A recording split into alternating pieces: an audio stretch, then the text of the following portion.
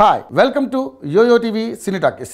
ఒకప్పటి హీరోయిన్ కళ్యాణి మాజీ భర్త దర్శకుడు నటుడు సూర్యకిరణ్ కన్నుమూశారు. సోమవారం ఆయన చెన్నైలో తుదిశ్వాస విడిచారు. కేరళకి చెందిన సూర్యకిరణ్ మలయాళ సినిమాలతో కెరీర్ని ప్రారంభించారు. ఆయన మలయాళ సినిమాలో నటుడిగా మెప్పించారు. 1978లో స్నేహికన్ ఒరు పెన్ను చిత్రంలో నటించారు. ఈ మూవీతో చిత్ర పరిశ్రమలోకి అడుగుపెట్టారు.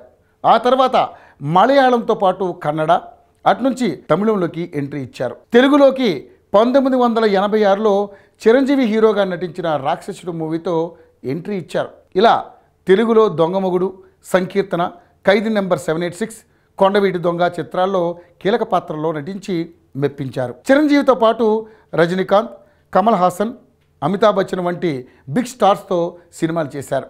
నటుడిగా 200 చిత్రాల్లో నటించి మెప్పించారు. సూర్యకిరణ్ 2003లో సత్యం సినిమాతో దర్శకుడిగా టర్న్ తీసుకున్నారు. సుమంత్ హీరోగా నటించిన ఈ మూవీలో జెనీలియా హీరోయిన్గా నటించింది. నటుడిగా 200 చిత్రాల్లో నటించి మెప్పించారు. సూర్యకిరణ్ 2003లో సత్యం సినిమాతో దర్శకుడిగా టర్న్ తీసుకున్నారు. సుమంత్ హీరోగా నటించిన ఈ మూవీలో జెనీలియా హీరోయిన్గా నటించింది. నాగార్జున నిర్మించిన ఈ చిత్రం పెద్ద విజయం సాధించింది. దీంతో నటనకు ఫుల్ స్టాప్ పెట్టి దర్శకుడిగా కొనసాగారు. ఆ తర్వాత సుమంత్తోనే ధనా 51 చిత్రం చేసి మెప్పించారు.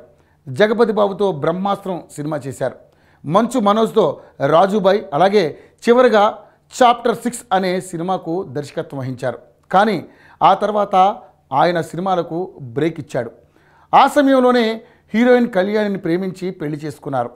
కొంతకాలం తర్వాత ఈ ఇద్దరు విడిపోయారు. ఇక సూర్యకిరణ్ తెలుగు బిగ్ బాస్ షోలో పాల్గొన్నారు. బిగ్ బాస్ 4వ సీజన్లో కంటెస్టెంట్గా సందడి చేశారు. కానీ ప్రారంభంలోనే ఆయన ఎలిమినేట్ అయ్యారు. ఆ తర్వాత పలు ఇంటర్వ్యూలు ఇచ్చారు. ఆ తర్వాత ఎక్కడా కనిపించలేదు. డైరెక్షన్ కూడా చేయలేదు. అయితే గత కొన్ని రోజులుగా ఆయన పచ్చకామర్ల వ్యాధితో బాధపడుతున్నారు. అది మరింతగా పెరగడంతో కన్నుమూశారు. ఆయన మృతి పట్ల పలువురు సినీ ప్రముఖులు దిగ్భ్రాంతి వ్యక్తం చేస్తున్నారు. హాయ్ హలో మెస్మరైజ్ చేసే మూవీ ముచ్చట్లు, రిలీజ్ అయిన వెంటనే రివ్యూస్, మీ అభిమాన తారల రియల్ స్టోరీస్, సినిమా సమాచారం ఏదైనా క్షణాల్లో మీ చెంతకు.